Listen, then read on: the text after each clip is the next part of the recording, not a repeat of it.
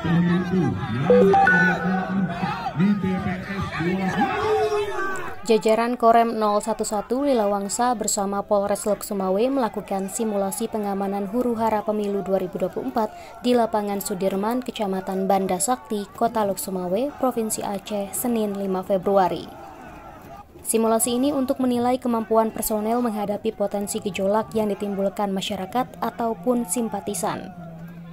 Dalam skenario yang diberikan, aksi protes puluhan masyarakat muncul karena tidak terima terhadap hasil surat suara yang diperoleh lantaran dianggap terdapat kecurangan.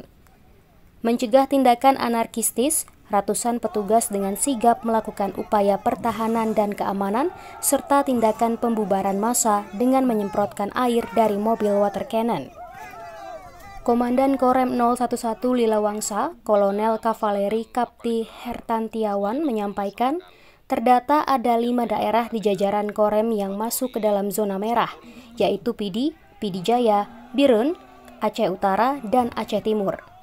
Personel gabungan juga melakukan patroli ke beberapa daerah lain untuk menjaga wilayah tetap kondusif dan siap menghadapi pemilu pada 14 Februari mendatang.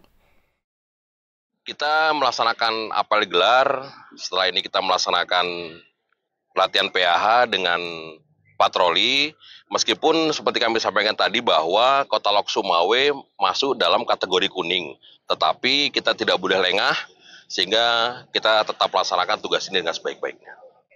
Dan Rem 011 Lilawangsa menambahkan, pihaknya mengharapkan semua elemen masyarakat dapat bekerja sama untuk menjaga situasi tetap kondusif dan melapor jika mengetahui adanya kecurangan maupun perilaku tidak netral oleh prajurit ataupun petugas. Hal tersebut demi menjaga pemilu berjalan baik dan aman. Dari Kota Lok Sumawe, Provinsi Aceh, Trifani, Kantor Berita Antara, mewartakan.